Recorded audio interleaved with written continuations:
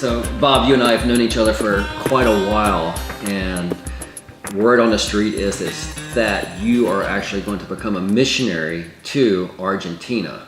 And so this means not a short-term mission trip, but you're actually planning on moving to Argentina to live and serve as a missionary. Yeah, leave it all behind. Yeah, and so what was the process? I mean, what prompted this interest in becoming a missionary to Argentina? Yeah, it's been on my heart for a long time. I was working for a mission organization years ago, back in like 2003, 2004. I started working there, and I'd see these pictures come in all the time of these kids just having a great time with these missionaries, and it just kept tugging on my heart.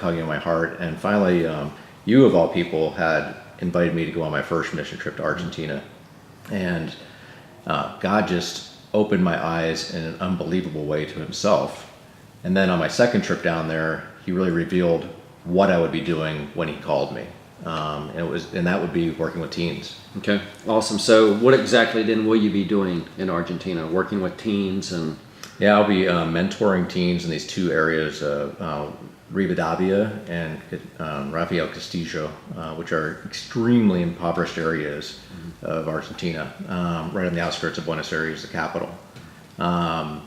Like you think of the buildings, they'd probably be torn down by U.S. standards. There's lots of drugs in the city. Right. There's people living in the streets.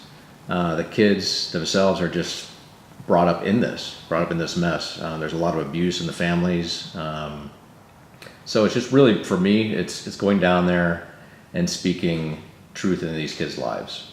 They've been torn down for so long, and I've been used personally already to really just build up some of these kids, and some kids that were really bratty kids or really like bully-oriented kids have totally changed their lives. They've changed their lives for Christ. They're now leading in the churches, and that's really what God is calling me to do, is to bring up Christians, bring up disciples for Christ. That's awesome. And I know the area you're talking about, and indeed it is. It's like incredibly just low income conditions. So that's pretty cool what you're going to be doing. So now, when are you going down? When are you going to be doing this? You know, God's put it on my heart to be down there pretty soon, but it really comes down to when I get funded. Okay.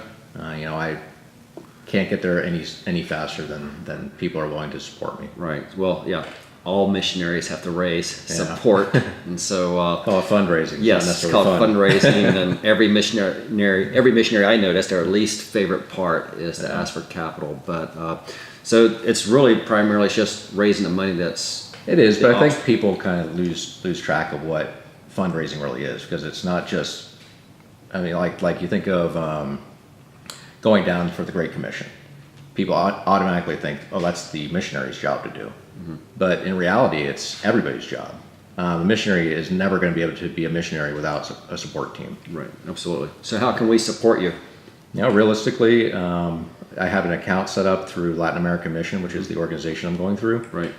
They can go to www.lam.org/missionaries/BOB-HAGER. Bob Hager. That'd be right. That'd be correct. Right. Or you can just email me, or you could, or anybody else could email me at at bhager, BHAGER, at hotmail.com, and I could just be happy to give out that information. All right. So when was the last time you had mate?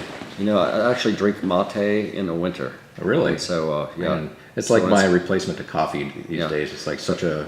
Yeah, I do mine a little different, so I'll put honey in it. But in the winter, or sometimes where I'm just in the mood for some tea, or kind of my throat's hurting or something like that. So that's when I have my mate and just throw the honey in. Power this stuff down. Yeah, it's good stuff, man. One thing that one of the guys showed me down there, I think it was one of the gals. They put like a tablespoon of coffee in it. Dude, no way. And it's like amps it up that much more, but it also tastes really good. That's their Red Bull version. Yeah. Mate. So it's actually how do they call it? They call it yerba mate or something like that. Yerba mate. So it's it's like from the tea family. It's like a bush. It only grows in I want to say obviously Argentina. I think Uruguay. And maybe parts of Paraguay. So that's the cool thing, is it's something that's distinct. I like the fact that it's like one of those social drinks. Everybody passes it around. Yeah. It looks a little funny. Looks a little suspicious. Yeah. But so if the money came in, you would leave? And if the money came in, I would probably be gone within 2 weeks. Wow. Okay. I know there are a couple more things need to be done with Latin American Mission, but it's just a matter So of what are you gonna do with that vehicle you have out there? that baby, that gray baby is going to be Saturn. for sale. Now, as you'll notice, it's parked on an angle because we always have to push start it. That's why he always parks in an angle, because we have to push start it. I always park it on a slight downward slope, so I don't need to push it too hard. But it is going to be fixed. Yes. So to some lucky buyer out there, I'm dropping a new starter in this Saturn week. This Saturn with a new starter can be yours for the incredible price of free. No.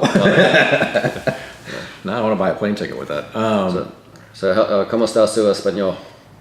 Muy bueno. Muy bueno. Sí. Okay. Sí.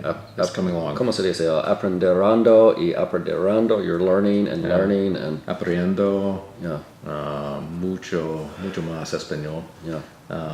Mi español necesita practicar, ¿sí? Necesita practicar mucho más. Muy bien. Pero when I get down there, Yeah, cool, man.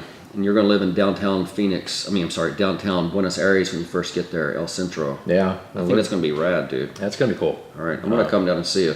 Awesome. Yeah, I've got a few friends that are stating they're going to come down yeah. eventually. Yeah, downtown Buenos Aires is pretty cool. I've always at the night scene there. It's just totally different than what it is in the daytime. Of course, as you well know, Argentines, they don't even really wake up until like 10 o'clock at night or something. So Dinner at 12. But yeah, then I hope we can bring a team down in 14, from City. That would be Maybe awesome. Go out and do some work with you guys. I got some ideas for. I know they do like a teen camp for kids on the beach. Yeah.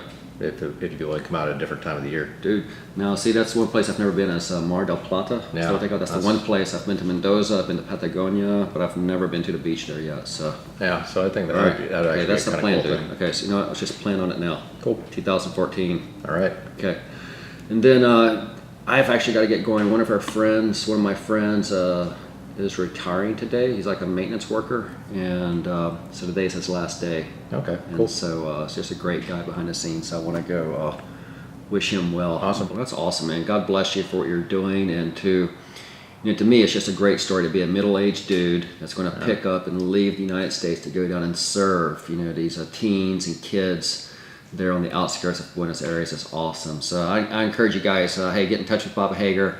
At the very least, pray for him, and let's celebrate what God is doing in his life, and through our single adults here, and through City of Grace. It's exciting to see one of our very own going to fill the Great Commission in an international way.